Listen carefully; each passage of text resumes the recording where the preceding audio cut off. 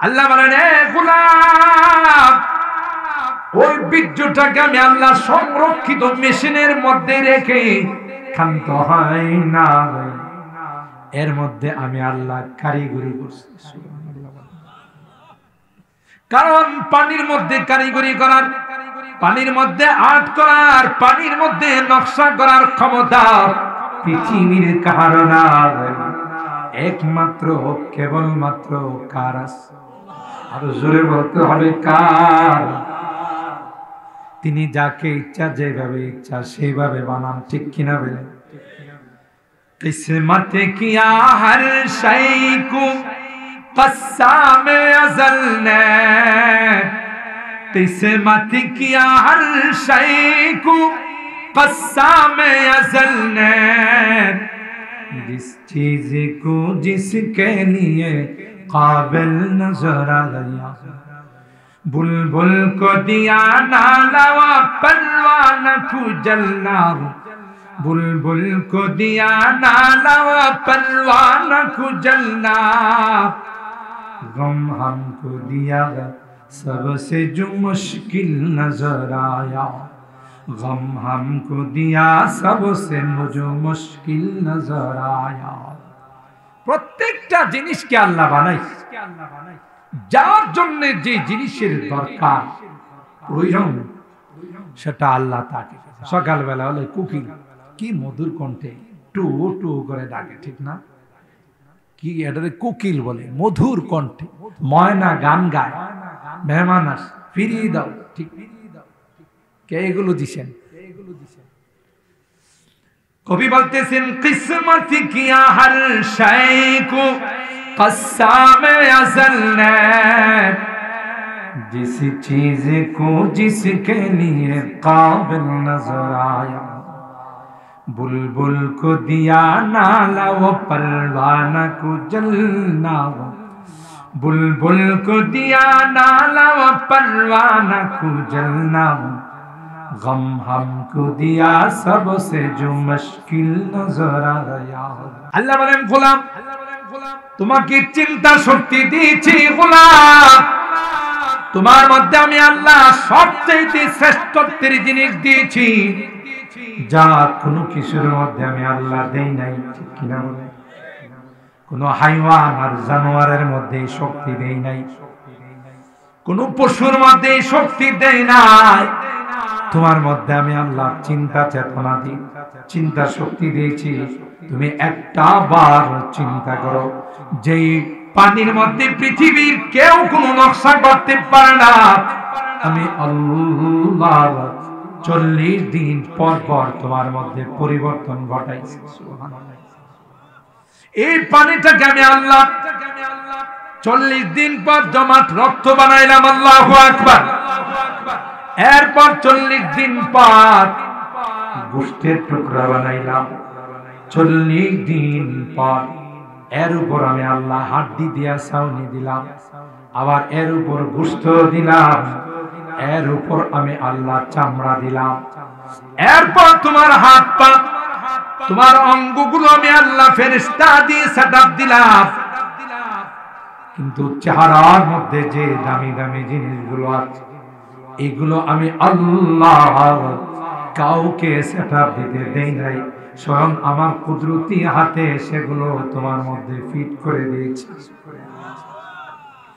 তোমার চেহারার মধ্যে দামি চোখ আছে, তোমার চেহারার মধ্যে দামি কান আছে, নাক আছে, মেমোরি আছে, সবগুলো আমি আল্লাহ ওখানে সেটআপ দিলাম। কেন রে বান্দা, একটা বার যেন তুমি আমার কুদরতি পায়ে সিজদা করে তোমার গোলামিয়ত আদায় করো। সুবহানাল্লাহ। তুমি যদি আমার কুদরতি পায়ে সিজদা না করে কোন মাজারে যাও, কোন পীরের দরবারে যাও, কোন খাজা বাবা গাঞ্জা বাবার কাছে যাও, তোমার মতো ইন্টারন্যাশনাল নিমো খারাম পৃথিবীর মধ্যে কেউ নাই।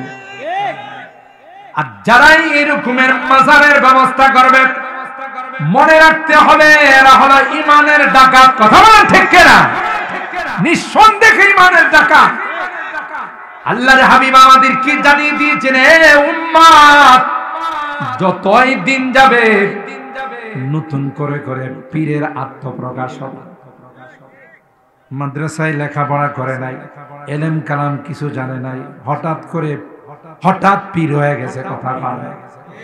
এরকমের পীর তো বাংলাদেশে নাই বললেই চলে। এক পীর তার নামের মধ্যে লাগাইছে মুজাদ্দেদে জামান, যার বাংলা অর্থ হলো নতুন আকৃতিতে পীর হয়ে আইছে। কারণ আগের মানুষ জানতো পীর হইলে তার লম্বা জুব্বা থাকে, কথা কয় না, লম্বা দাড়ি থাকে, বড় আল্লাহওয়ালা হয়, বুজুর্গ হয়। আর হ্যাঁ, পীর হইছে প্রতিদিন 2 বার করে মুখশিফ করে, হারামের ব্যবসা করে, সুদের ব্যবসা করে, কথা বলেন ঠিক কিনা? নারী নিয়ে নাচানাচি করে, ঠিক কিনা বলেন? জায়েজ আছে? কোন পীরের দরবারে কোন মহিলা বেপরদায় যাইতে পারে, আর যদি বেপরদায় যায় বুঝতে হবে এটা পীর নয়, শয়তানের খালাতো ভাই। কথা বলেন ঠিক কিনা? এটা কি আমার কথা না কোরআনের কথা? তাইলে এরা যদি বিভিন্ন নামে পীর হিসাবে আত্মপ্রকাশ করতে চায়, পীর হিসাবে দাবি করে, অথচ 5 ওয়াক্ত নামাজ জামাতের সাথে পড়ে না, তার গায়ে কোথাও কোনো সুন্নত নাই, এটা কি পীর না ইমানের ডাকাত? সাল্লি আলা মুহাম্মাদিন ওয়া আলা আলি মুহাম্মাদ কামা সাল্লাইতা আলা ইব্রাহিম ওয়া আলা আলি ইব্রাহিম ইন্নাকা হামিদুম মাজিদ। আল্লাহুম্মা বারিক আলা মুহাম্মাদিন ওয়া আলা আলি মুহাম্মাদ কামা বারাকতা আলা ইব্রাহিম ওয়া আলা আলি ইব্রাহিম ইন্নাকা হামিদুম মাজিদ। আনতা ইয়া রিহাস সাবা ইয়াওমান ইলা আরদিল হারাম, أنت يا ريح الصبا يوما إلى أرض الحرم، بلغ سلامي ضلدة فيها النبي المحترم بلغ العلا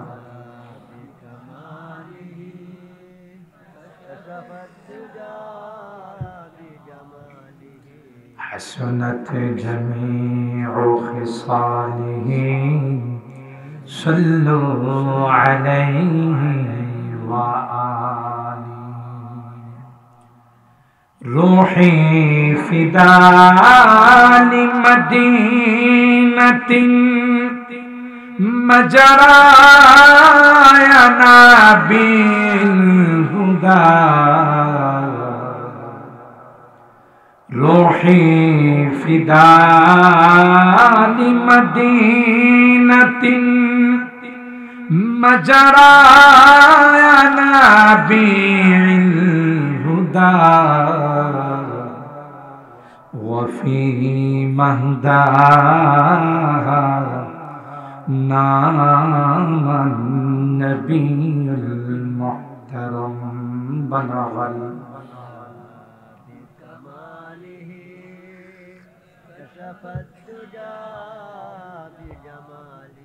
حسنت جميع خصاله صلوا عليه وآله.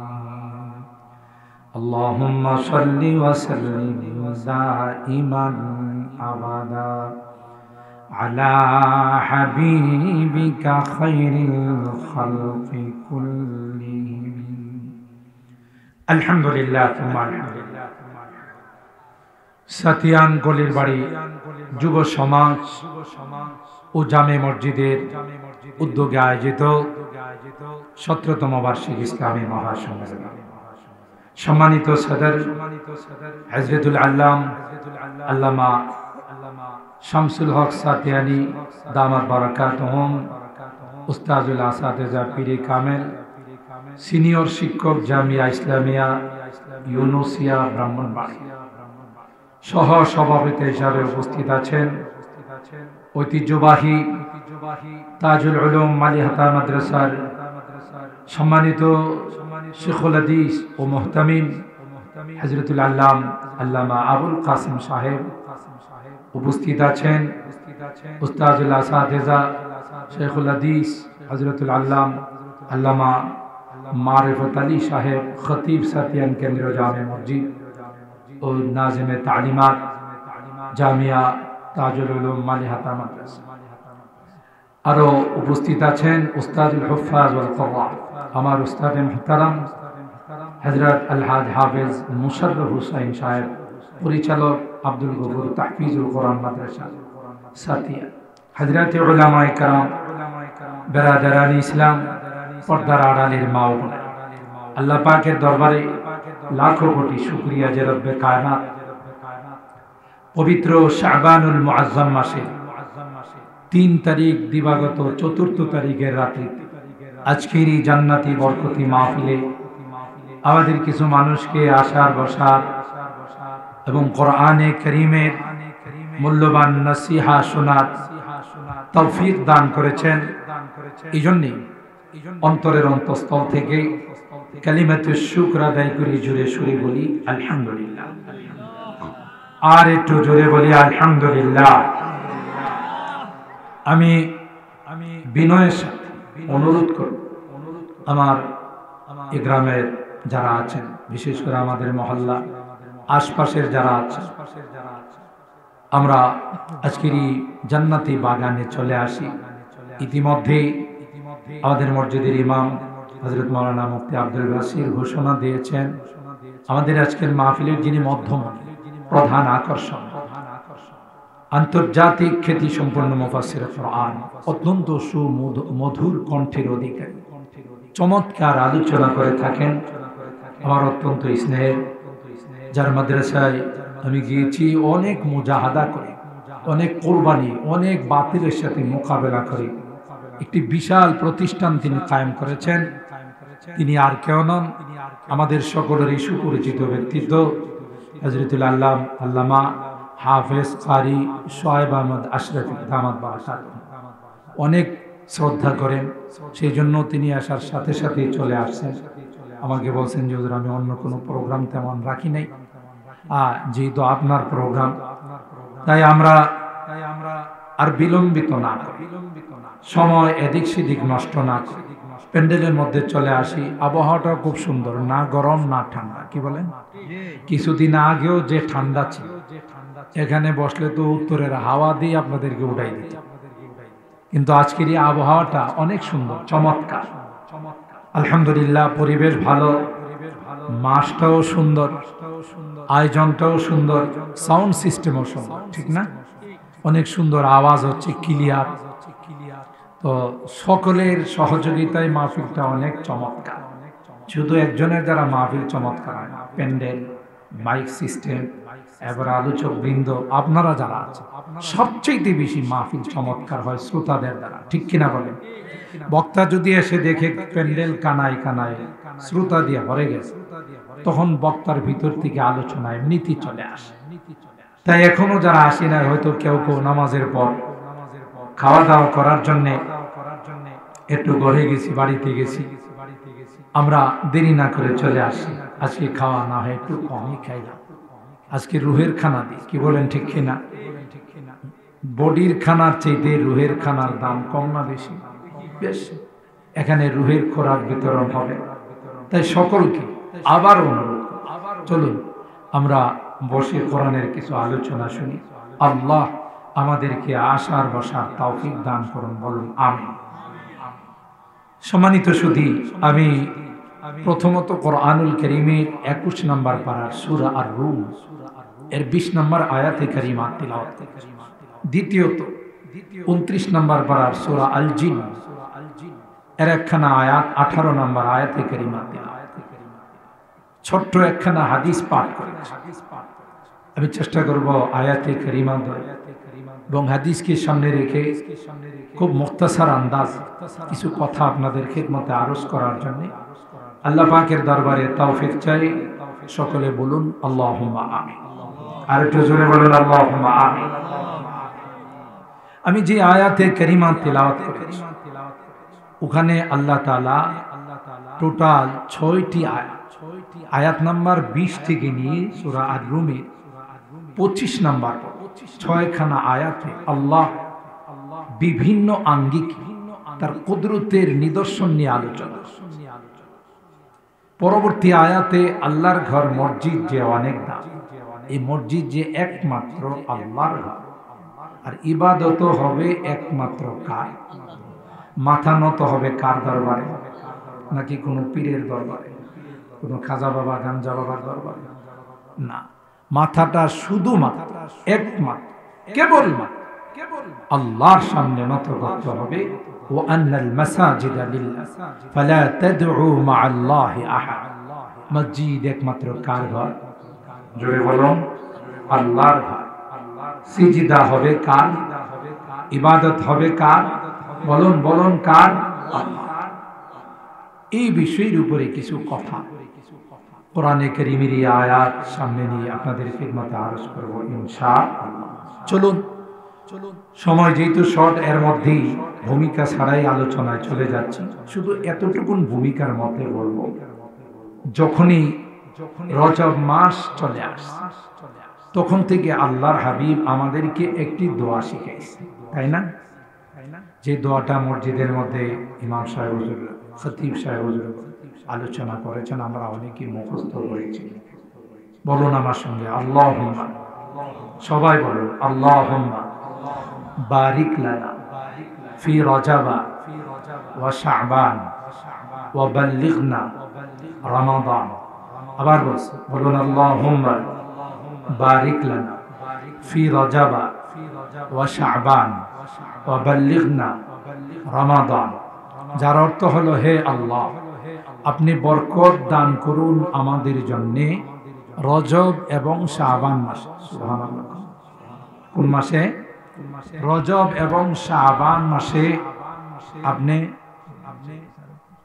রজব এবং শাবান মাসে আপনি আমাদের জন্য বরকত দান করুন। আমিন বলেন। ওয়া বাল্লিগনা রমাদান, এবং অনেক বরকতি মাস, সমস্ত মাসের লিডার,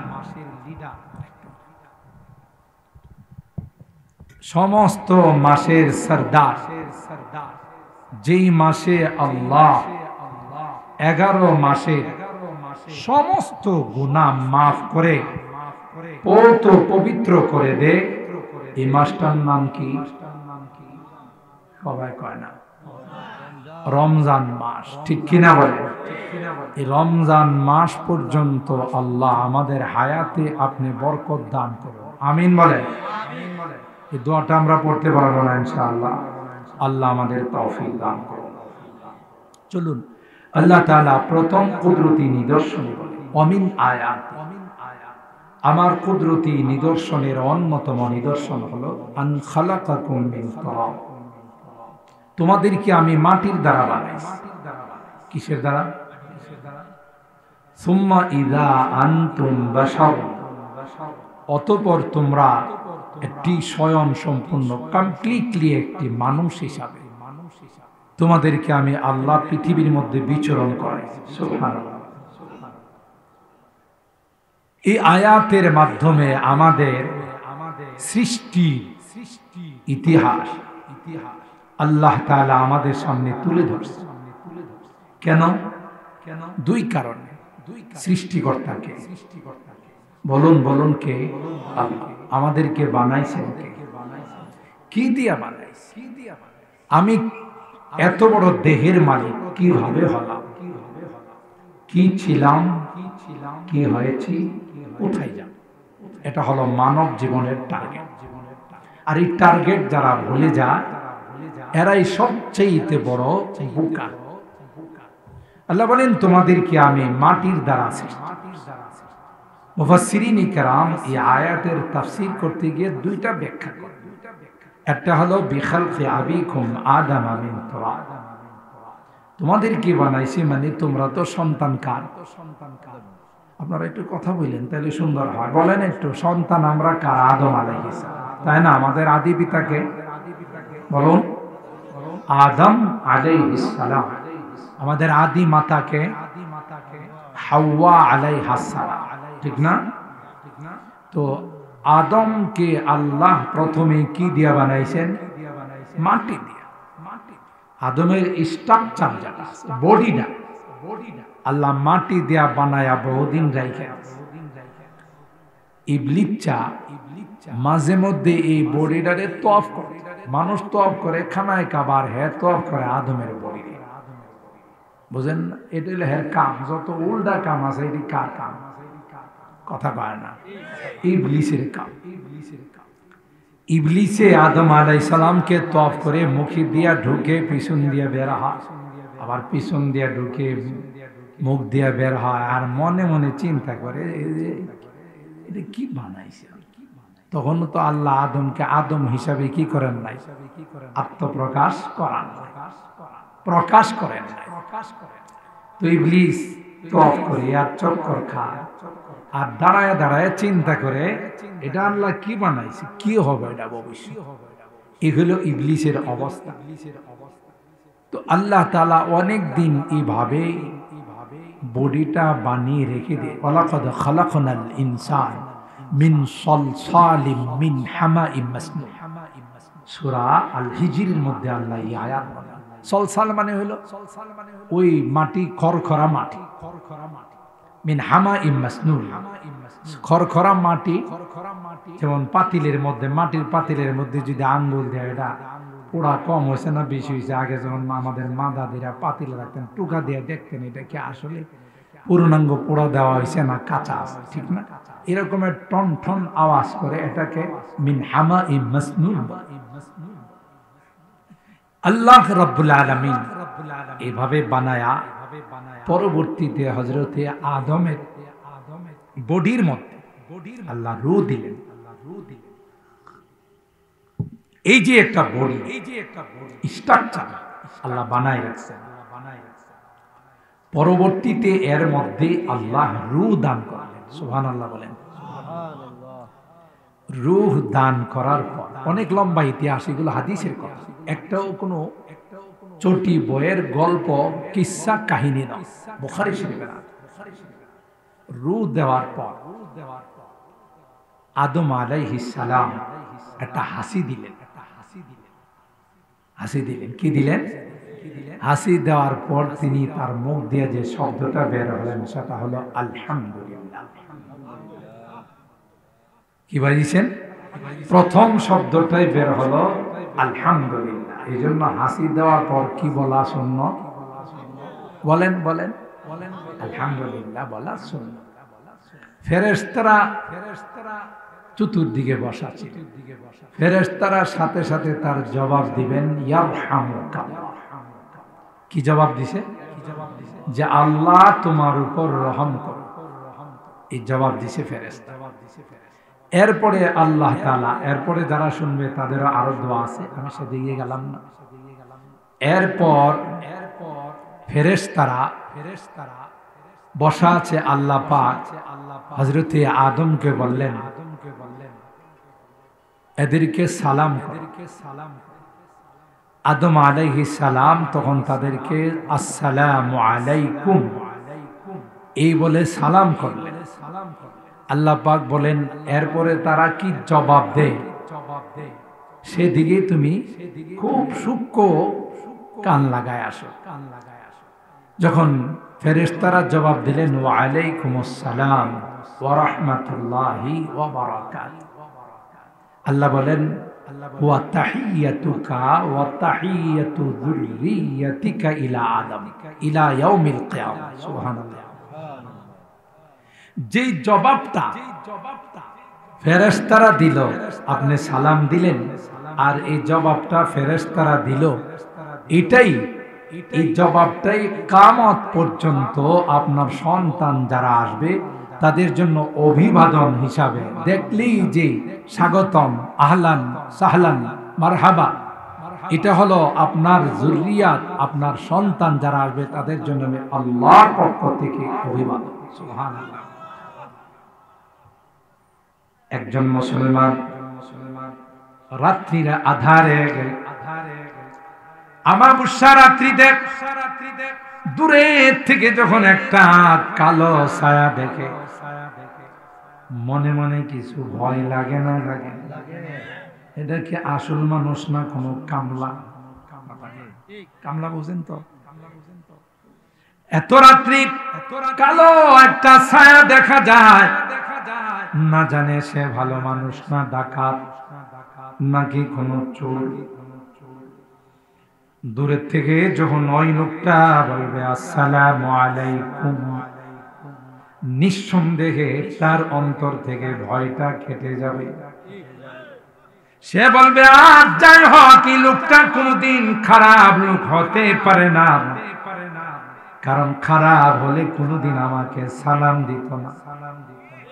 তারই সালামের মাধ্যমে সে জানিয়ে দিল, এ ভাই, কোনো ভয়ের কারণ নাই, আপনি আমার থেকে সম্পূর্ণ নিরাপদ। কথা কয় না? আপনি আমার থেকে সম্পূর্ণ নিরাপদ। যেহেতু সে ভালো মানুষ, আমাকে দেখেও তো তার এরকমের একটা ভয় হতে পারে। যাকে দেখলাম সে ভালো মানুষ না খারাপ মানুষ, আমি যখন তার প্রতি উত্তরে বলবো ওয়া আলাইকুমুস সালাম ওয়া রাহমাতুল্লাহি ওয়া বারাকাতুহু, সেও তখন বুঝে যাবে না না, তার থেকেও আমার কোনো অনিষ্টার সম্ভাবনা নাই, কোনো ক্ষতির সম্ভাবনা নাই, সেও তো আমাকে সালাম জানাইছে। কথা বলেন ঠিক কি? দুই নাম্বার, কারো মধ্যে যদি চিরশত্রুতা থাকে, চির দুশ্মনী থাকে, বেশি বেশি যদি দেখলে কোনো কথা বলার দরকার নাই, দেখা হয়েছে, সালাম বিনিময় হয়েছে, আল্লাহর হাবিব ডাক দিয়ে কয় সমস্ত শত্রুতা ভুলে গিয়ে তোমার অন্তরঙ্গ বন্ধু হয়ে যাবে। সালাম এমন এক চিকিৎসা, যে চিকিৎসার মাধ্যমে দুইজন শত্রুকে একে অপরের প্রাণের বন্ধু বানায় দেয়। সুবহানাল্লাহ। হযরত আদমকে আল্লাহ বানায়া সর্বপ্রথমই অভিবাদন শিখাইলেন, আর বললেন আপনার সন্তান যারা কিয়ামত পর্যন্ত আসবে তাদের জন্য আমি আল্লাহ এই অভিবাদনে তাহিয়া সালাম তাদের জন্য আমি আল্লাহ জরুরি করে দিলাম। আল্লাহ পাক বলেন সেই আদমকে মাটি দিয়ে বানাইলাম, যেহেতু তার ওই সন্তান তোমরা কিসের তৈরি? বলেন, বাবা যদি মাটির হয় সন্তান বুধ নূরের হয়, বাবা যদি মাটির হয় সন্তান মনে হয় আগুনের হয় না? বাবা যেই জিনিসের সন্তান সেই জিনিসের, ঠিক কিনা বলেন? দুই নাম্বার, মুফাসসিরিনে কেরাম বলেন মা বাবার মিলনের মাধ্যমে দুইটা বীর্য বের হয়। বাবার বীর্যটা বের হয় মেরুদণ্ডের হাড্ডি থেকে, মার বীর্যটা বের হয় সিনা থেকে। সূরা তারিখের মধ্যে আল্লাহ বলেন ইয়াখরুজু মিন বাইনিস সুলবি ওয়াত তারাইব ইন্নাহু আলা রাজইহি লাকাদির। আল্লাহ বলেন, এ দুনিয়ার মানুষ, ভালো করে তোমার সৃষ্টির ইতিহাসটা তুমি শুনে রাখো। বাবা এবং মার দুই জায়গা থেকে বীর্যটা বের হয়, আমি আল্লাহ ওই বীর্যটাকে একটা সংরক্ষিত মেশিনের মধ্যে রাখি। ওয়ালাকাদ খালাকনাল ইনসান মিন সুলালাতিন মিন তিন সুম্মা জাআলনাহু নুতফাতান ফি ক্বারারিন মাকিন সুম্মা খালাকনান নুতফাতা আলাকাতান ফাখালাকনাল আলাকাতা মুদগাতান فخلقنا المضغة عظاما فكسونا العظام لحما ثم أنشأناه خلقا آخر فتبارك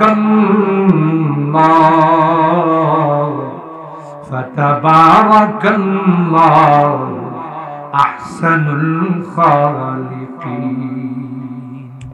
سبحان আল্লাহ বলেন এ গোলাম ওই বীর্যটাকে আমি আল্লাহ সংরক্ষিত মেশিনের মধ্যে রেখে ক্ষান্ত হয় না, এর মধ্যে আমি আল্লাহ কারিগরি করছি।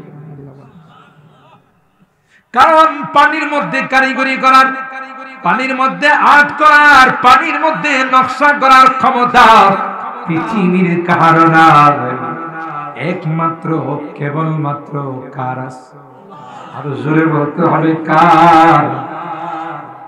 তিনি যাকে ইচ্ছা যেভাবে ইচ্ছা সেইভাবে বানান, ঠিক কিনা বলেন?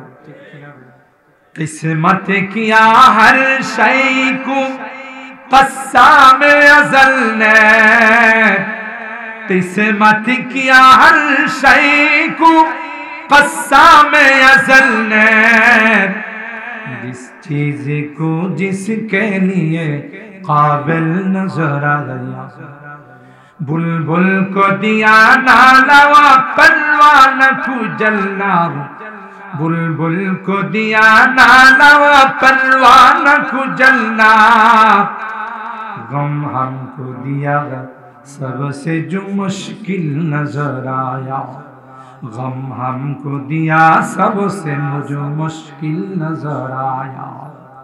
প্রত্যেকটা জিনিসকে আল্লাহ বানাইছে, যার জন্য যে জিনিসের দরকার প্রয়োজন সেটা আল্লাহ তাকে।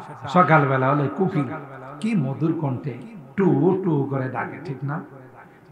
কি এটারে কোকিল বলে, মধুর কণ্ঠে ময়না গান গায়, মেহমান আস ফিরিয়ে দাও, ঠিক কে এগুলো দিছেন? কবি বলতেছেন কিসমত কিয়া হর শাই কো কসাম আজল নে, जिस चीज को जिसके लिए काबिल नजर आया, बुलबुल को दिया नाला वो परवाना को जलना, बुलबुल को दिया नाला वो परवाना को जलना, गम हमको दिया सबसे जो मुश्किल नजर आया। আমাদেরকে আল্লাহ মেমোরি দিয়েছে, চিন্তা শক্তি দিয়েছেন। আর আল্লাহ কোরআনে কারিমে বলেন ইন্না ফি খালকিস সামাওয়াতি ওয়াল আরদ ওয়া ইখতিলাফিল লাইলি ওয়ান নাহার লা আয়াতিল লিউলিল আলবাব। তুমি যদি খাওয়ার ঘুমাও, কোনো কিছু যদি চিন্তা না করো, তাহলে তোমার মধ্যে একটা চতুষ্পদ জন্তুর মধ্যে কোনো পার্থক্য নেই, ঠিক কিনা বলে? ঘুমায়, পেশাব পায়খানা করে, তুমিও খাও, ঘুমাও, পেশাব পায়খানা করো, আর মধ্যে তোমার মধ্যে আর কিছু না, নামাজের সময় নামাজ আছে না, রোজার সময় রোজা আছে। এই যে রোজার মাস আসতেছে, কিছু কিছু আছে এই দেখবেন লাল শালুক পর্দার ভিতরে যায়, কথা বলেন ঠিক কিনা? কালো পর্দার ভিতরে ঢুকে যায়, পেট বুঝা খায়া টিস্যু দিয়ে মুখটা মুইসা আয়সা হ্যাঁ বুঝাইতে চাই পৃথিবীর মধ্যে রোজা রাখলে আমি কথা কয় না, কারণ আমার ঠোঁট আজকে 2 বছর যাবত শুকাই গেছে, যেভাবে টিস্যু দিয়ে মুখছি, কথা কয় না। বাটপা, কথা বল ঠিক কিনা? সিটার, তুই যে ভিতরে গিয়ে খাইছস, কেউ না দেখলেও কে দেখছে? হুজুরে বলেন আল্লাহ দেখে নাই? আরেক বাটপার হলো যারা এই হোটেল খোলা রাখে রমজান মাস, কথা বলেন ঠিক কিনা? ওরা হইলে আরেক বাট। তুমি জানো না রমজানের হুরমত নষ্ট করলে, রমজানকে বেইজ্জত করলে আল্লাহ এমন রূপ তোমারে দিবে, ব্রাহ্মণবাড়িয়া চিকিৎসা নয়, ঢাকা থেকেও চিকিৎসা পায়। কথা বলেন ঠিক কিনা? কারণ রমজানের ইজ্জত নষ্ট করছো। আল্লাহ কয় ঠিক আছে, তোর খবর আছে।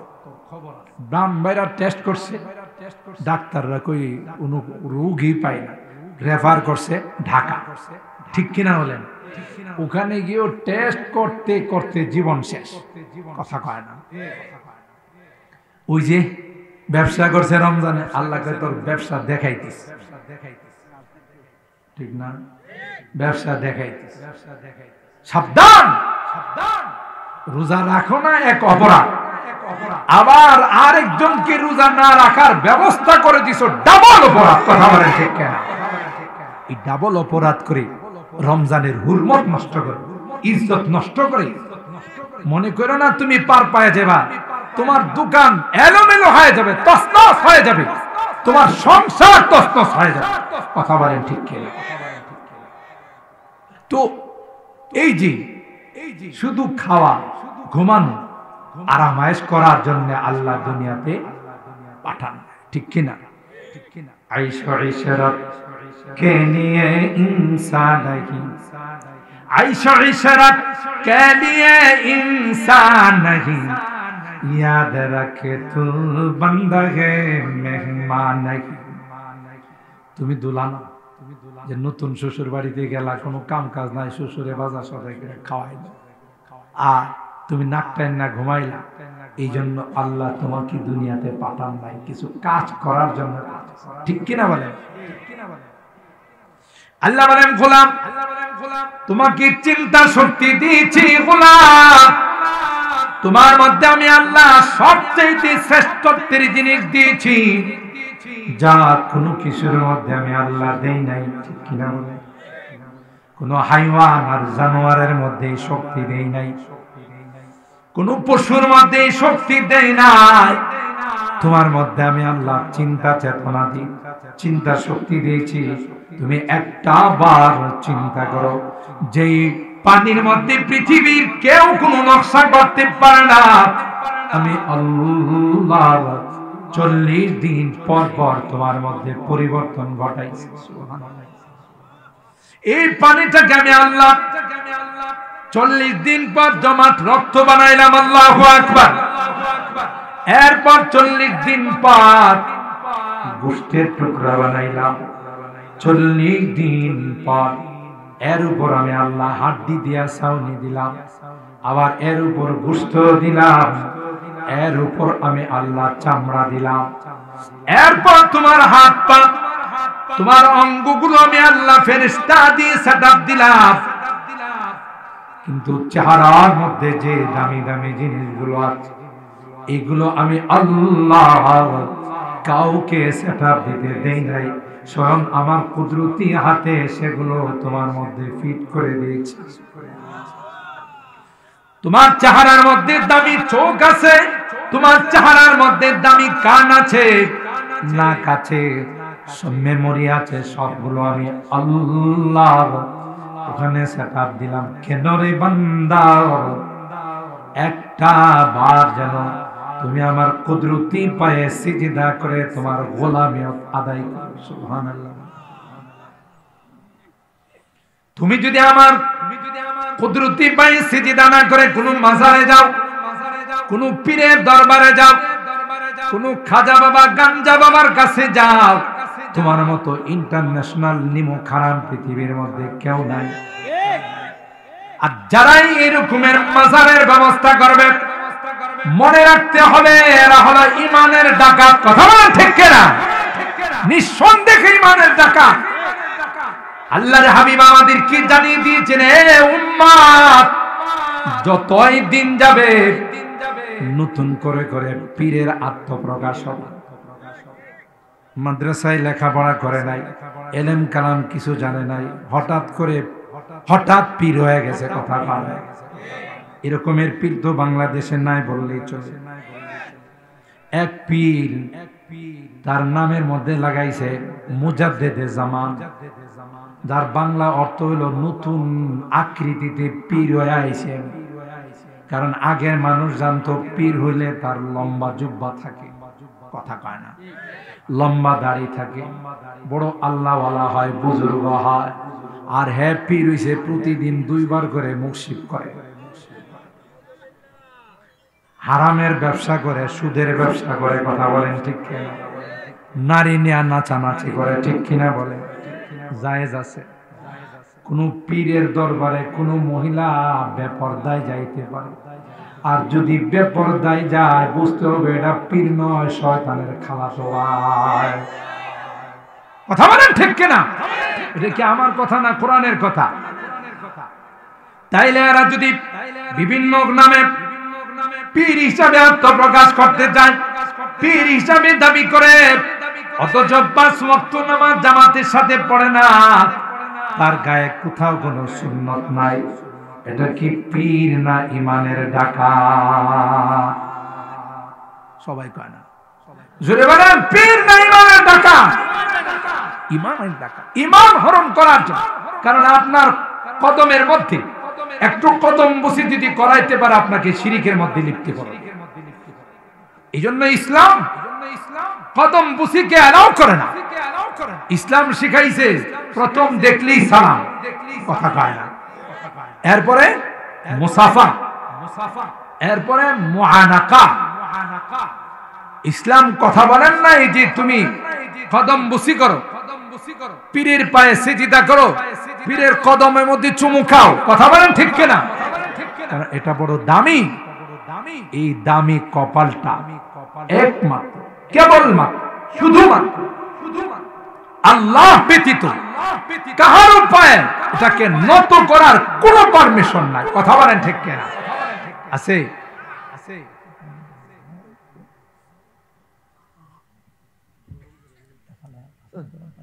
সম্মানিত সুধী, আমাদের প্রধান মেহমান এসে বসে আছেন। আমি শুধু এতটুকু আপনাদের টাচ দিলাম, ইমানের মতো দৌলত পৃথিবীর মধ্যে আর কিছু আছে? জোরে বলেন। সুতরাং যেই জিনিস দামি তার পিছনে চোর ডাকাত থাকে বেশি। স্বর্ণের দোকানের পিছনে চোর ডাকাত থাকে না? থাকে না? ডায়মন্ড, হীরা, মুক্তা, জওহার, এগুলোর পিছনে ডাকাত থাকে না? থাকে না? যদি কোনো কারণে ডাকাতি করে নেওয়া যায়, মালিকের জীবনের লস হয় না? হয়। আমার আপনার জিন্দেগির সবচাইতে বড় দামি জিনিস হলো ঈমান, কথা বলেন ঠিক কিনা? কোন কারণে যদি ঈমানের ডাকাতি হয়, যে আল্লাহর কসম আর জীবনে কোনোদিন ঈমান নসিব হবে না, কথা বলেন ঠিক কিনা? বেঈমান হয়ে দুনিয়া থেকে যাইতে হবে। আল্লাহ আমাদেরকে এই জাতীয় ধোঁকা থেকে সকলকে হেফাজত করুন, বলুন আমিন। তাই না? আল্লাহ কি বললেন? যে তোমাকে এত কিছু দিয়ে বানাইলাম, শুকরিয়া কার আদায় করতে হবে? আরো জোরে বলেন। শুধু কি বানাইছেন না, আমার খাবারের ব্যবস্থাও করছে। আমি আমার অনেক বয়ানে বলি, মার পেটে থাকতে এক সিস্টেমে আল্লাহ খাওয়াইছে, দুনিয়াতে আসার পর আরেক সিস্টেম। মার বুকের মধ্যে আল্লাহ সন্তানের দুধ জমা করে দিয়েছেন, খাবার জমা করে দিয়েছেন। এরপরে তাকে নরম খিচুড়ি খাওয়াইতে হবে। নরম খিচুড়ির জন্য আল্লাহ জমিনের মধ্যে চিকন চাউল, পোলাওর চাউলের ব্যবস্থা করছে। সুবহানাল্লাহ বলে। আল্লাহ কই, এই নিমক খারাপ, সব দিলাম আমি, মার পেটও খাবার দিলাম আমি, দুনিয়াতে আসার পরও তোর রিজিকের ব্যবস্থা আমি করলাম, আর তুই সিজদা দিবে আর প্রণাম করবে আরেকজনের, তুই তো আসলে নিমক খারাপ, কথা বলেন ঠিক? এই জন্য আল্লাহ বলেন, এ গোলাম এখানেই শেষ নয়, তোমাকে আমি আল্লাহ ধীরে ধীরে এইভাবে তোমাকে বানাইলাম, এরপরে তোমার দেহের মধ্যে আমি আল্লাহ মূল্যবান রূহটা দান করলাম। সুবহানাল্লাহ। এ গোলাম, এই রূহটা দান করার পর আমি আল্লাহ তোমাকে সমাজ শক্তি দান করলাম, তোমাকে বুদ্ধি বিবেক দান করলাম। সব কিছু খাটাইয়া তোমাকে বুঝতে হবে কে আমার রব, কে আমার খালেক, কে আমার পালনেওয়ালা জাত। সেই রবের দিকে তোমাকে যাইতে হবে, সেই রবের ইবাদত করতে হবে। আল্লাহ কই তোমাকে বড় মায়া করে, বড় স্নেহ আর মমতা দিয়ে আমি আল্লাহ তোমাকে বানাইছি গোলাম। তুমি যখন আমার কুদরতি পায়ে সিজদায় পড়ে যাও, তুমি যখন আমার কুদরতি পায়ে বলো সুবহানা রাব্বিয়া, সাথে সাথে আল্লাহ কয় তোর দোয়া করতে দেরি হয়, আমি আল্লাহ রহমতের ভান্ডার খুলতে দেরি হয় না। শুধু তাই নয়, একদল নূরের ফেরেশতাকে আমি আল্লাহ লাগাই রাখি, যারা তোর জন্য দোয়া করে আল্লাহুম্মা গফির লাহু, আল্লাহুম্মা আরহামহু, আল্লাহ তোমার এই গোলামের জীবনের গুনাহগুলো maaf করে দাও। আল্লাহ তোমার এই গোলামের উপর তুমি আসমান থেকে রহমত বর্ষণ করো। আল্লাহু আকবার। এই জন্য খায়রুল বিকাই মাসাজিদুহা ওয়া শাররুল বিকাই আসওয়াকুহা, পৃথিবীর মধ্যে সবচেয়ে শ্রেষ্ঠ জায়গা কোনটা? বলেন বলেন কোনটা? মসজিদ, আল্লাহর ঘর। আর এই জন্যই তো এখানে এত ফজিলত, এত রহমত, এত বরকত, এত মাগফিরাত। আল্লাহ বলেন এটা পৃথিবীর কাহারো ঘর না, এটা হলো আমি আল্লাহর ঘর। আল মসজিদু বাইতি ওয়াল মাদ্রাসাত, আল মসজিদু বাইতুল্লাহ ওয়াল মাদ্রাসাতু বাইতি। নবী কয় মসজিদ হলো আল্লাহর ঘর আর মাদ্রাসা হলো আমার ঘর। দুইটার সঙ্গে সম্পর্ক রাখবা, দুনিয়াতেও সফল, পরকালেও সফল। কথা বলেন ঠিক কিনা? আর জায়গায় দুনিয়াতে দুই, যারাই মাদ্রাসা মসজিদের সঙ্গে সম্পর্ক রাখে, যারাই মাদ্রাসা মসজিদের সঙ্গে মহব্বত আর ভালোবাসার তাআল্লুক রাখছে, আল্লাহ দুনিয়াতেও তাদেরকে ভালো রাখছে, পরকালে আল্লাহ তাদেরকে শান্তিতে রাখবে।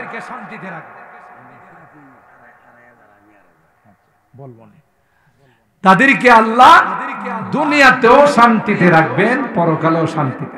সুবহানাল্লাহ। কারণ মসজিদের সাথে সম্পর্ক রাখা মানে কার সাথে? কথা কয় না, কার সাথে?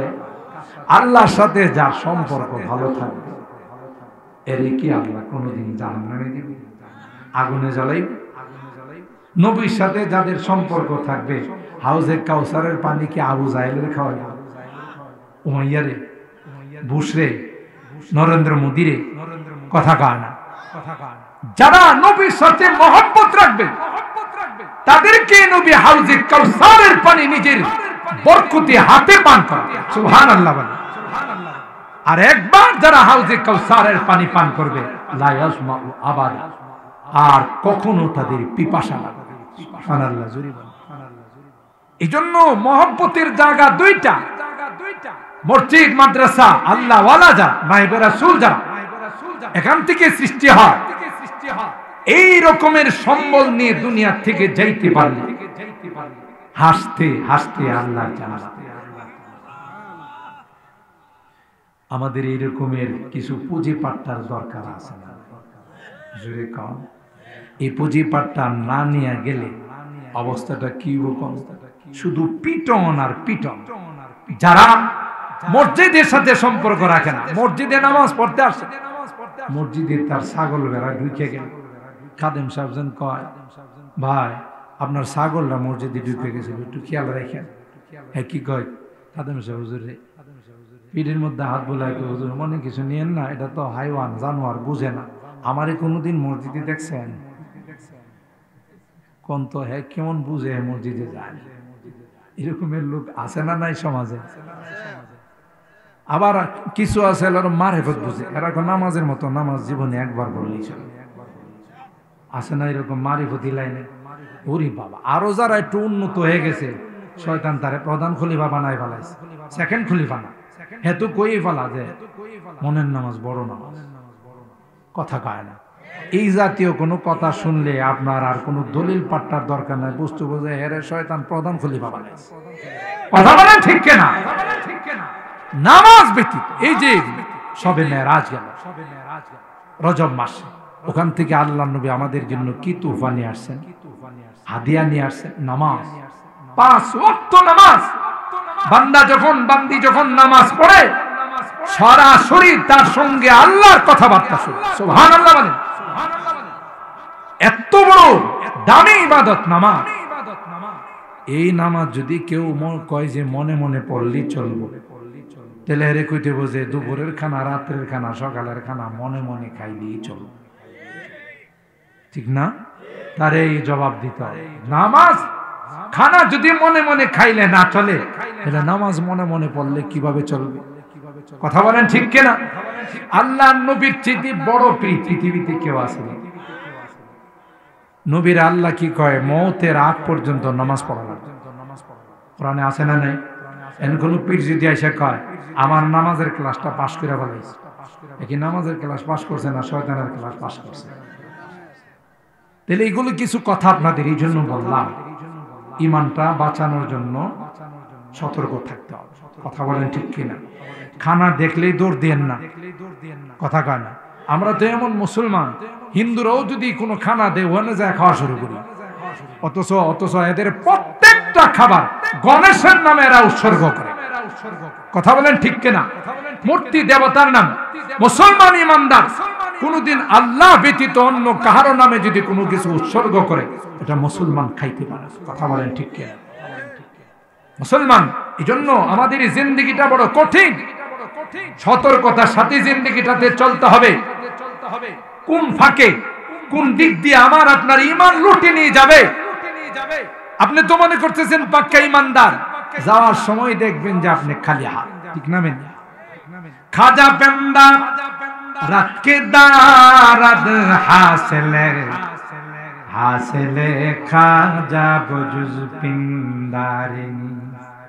খাজা সাহেব মনে করতেছেন আমি বড় পীর আউলিয়া হয়ে গেছি, আমি মুর্শিদ হয়ে গেছি, আমি বড় কামেল হয়ে গেছি। কবি ডাক দিয়া কয় না না, আসলে তোমার কামেল হওয়া নয়, তুমি আসলে নষ্ট হয়ে গেছো। তুমি নিজেও ঈমান হারা হয়েছো, আরো 10 জনকে তুমি ঈমান হারা বানাইছো, ঠিক কিনা বলেন? এই জন্য মুসলমান একমাত্র মুক্তির পথ কোথায়? আল্লাহর ঘর মসজিদ, ঠিক কিনা বলেন? মুক্তির পথ উলামায়ে কেরাম, নায়েবে রাসূল, ওয়ারাসাতুল আম্বিয়া, এরা যেহেতু নবীর নায়েব, নবী 24 ঘন্টা উম্মতের জন্য ফিকির করছে, উম্মত যেন জাহান্নামী না হয়। তার নায়েবরাও রাত দিন 24 ঘন্টা ইমানদার মুসলমানদের ঈমান যেন কেউ ডাকাতি করতে না পারে, কেউ যেন তার ঈমান হরণ করতে না পারে, সেই দিকে তারা সতর্ক থাকে। কথা বলেন ঠিক কিনা? এই জন্য সম্পর্ক রাখবো তো কার সঙ্গে? আল্লাহর সঙ্গে, আল্লাহর ঘরের সঙ্গে, নবীর ঘরের সঙ্গে, নায়েবে রাসূলদের সঙ্গে, ঠিক কিনা বলেন? কি লাভ হবে? যেদিন কেউ আপন বলে স্বীকার করবে, সেদিন এই সম্পর্ক, মসজিদের সম্পর্ক, ওলামাদের সম্পর্ক, কোরআনের সম্পর্ক আমাকে আল্লাহর জান্নাতের মেহমান বানায়। সুবহানাল্লাহ। এজন্য মুহতারাম হাজিরিন, আমরা আলহামদুলিল্লাহ আমাদের বাংলাদেশের মুসলমান মসজিদ প্রিয় এবং মাদ্রাসা প্রিয়, মসজিদের সাথে মাদ্রাসার সাথে প্রত্যেকেরই একটা আন্তরিক সম্পর্ক, একটা ভালোবাসার সম্পর্ক। এই জন্য আমরা যেভাবে পারি ওখানে আমরা শরীক হওয়ার চেষ্টা, ঠিক কিনা বলেন? সবসময় যখনই কোনো আহ্বান আসে, প্রত্যেকটা মসজিদ আলহামদুলিল্লাহ অনেক সুন্দর হয়ে যাচ্ছে, শুধু সবার আন্তরিকতা। আমি যখন সুইলপুর দিয়া ঢুকি, এই যে আমাদের আনসার ক্যাম্পের পাশে যে এরা মসজিদরা করছে, আপনাদের কিল কেমন লাগে? চোখ জোড়াই যায়। কথা বলেন ঠিক কিনা? অথচ পাড়াটা কিন্তু একটা গরিব পাড়া, সবাই জানে, মুসলিম পাড়া বলে এটা। কিন্তু এদের হিম্মত, আমি যখন প্রথমে ওখানে বলি 2টা মেয়ে মসজিদের 2টা গেট দিবে, জানাই দিছে যে আমরা 2 বোনে মিলে 2টা গেট দিয়ে। সুবহানাল্লাহ বলেন। আল্লাহ যদি এই আন্তরিকতার সাথেই দানকে কবুল করে নেন, এটাই তো তার নাজাতের জন্য যথেষ্ট, ঠিক কিনা বলেন? আলহামদুলিল্লাহ আমাদের এই মসজিদ, কলিবাড়ির এই মসজিদ, এটা কারো একক সম্পত্তি, একক জিনিস। এটা মসজিদ যেই পাড়াতে হবে, কোন পাড়াওয়ালারও যদি বলে এটা আমাদের মসজিদ, এটা আমার মসজিদ, এটা ভুল। বাংলাদেশের যেখানে কোনো মসজিদ থাকবে, মসজিদ কার ঘর? প্রত্যেকের সমান অধিকার। একজন রিকশাওয়ালা যদি সামনের কাতারে দাঁড়ায়, প্রেসিডেন্ট আয়েশা তাকে পিছনের কাতারে নেওয়ার ক্ষমতা নাই। কথা বলেন ঠিক কিনা? কারণ ঘর কার? আল্লাহ। মসজিদ হলো আল্লাহর ঘর। তো আমরা আলহামদুলিল্লাহ যখন নিয়ত করছি যে এখানে পাড়ার মধ্যে একটা মসজিদ করার দরকার, এত সারা আপনাদের পাইছি যা ভাষায় প্রকাশ করার মতো। এই জন্য আমরা চিরকৃতজ্ঞ। মসজিদের কাজ আলহামদুলিল্লাহ অল্প সময়ের মধ্যে আপনাদের সহযোগিতায় আল্লাহ তাআলা কমপ্লিট করে দিয়েছেন। বিশেষ করে প্রত্যেকেরই সন্তানরা যারা প্রবাসে আছে, বিদেশে আছে, এদের প্রত্যেকটা এলাকা, আমি বাংলাদেশের যেখানে যাই, বড় বড় মাহফিলগুলো, মসজিদগুলো, মাদ্রাসাগুলোর মধ্যে সবচেয়ে বড় অবদান রাখে বিদেশিরা। কথা কয় না? জোরে বলেন ঠিক কিনা? আমার প্রত্যেকটা মোনাজাত আপনারা দেখবেন বিদেশিদের জন্য কেউ আমাকে বলুক আর নাই, বিদেশিদের জন্য আমার একটা দোয়ার একটা উল্লেখযোগ্য অংশ থাকে। কারণ নৈতিক দায়িত্ব হলো তাদের জন্য দোয়া করা। কারণ এরা কষ্ট করে যদি বাংলাদেশের জন্য টাকা পয়সা না পাঠায়, তো দেশের চাকা অনেক আগে অচল হয়ে যায়। কথা বলেন ঠিক কিনা? বিভিন্ন মসজিদ মাদ্রাসায় মাহফিলে এদের সিংহভাগ অনুদান বিদেশিদের। আল্লাহ আমার দেশের সকল বিদেশিদেরকে ভালো রাখে। সবাই বলেন আমিন। যত অসুবিধা আছে সবগুলোকে আল্লাহ তাআলা দূর করে। তার ব্যতিক্রম নয় আমাদের এই মসজিদ, আমার এই মহল্লা যারা বিদেশে থাকে, এরা ওখান থেকে সবসময় খোঁজ খবর নেয়। এবং যখন এই মাহফিল আসে, এদেরও দানের একটা বড় অংশ এই মাহফিলের মধ্যে, মসজিদের মধ্যে থাকে। আলহামদুলিল্লাহ আমরা আপনাদের এই দান অনুদানে আমাদের মসজিদ আল্লাহ তাআলার মেহেরবানিতে ভিতরে কমপ্লিট। মোটামুটি আমরা একটা মসজিদের পাশে ইমাম সাহেবের রুমও বানাইছি। এখন আমাদের মসজিদের জন্য আমরা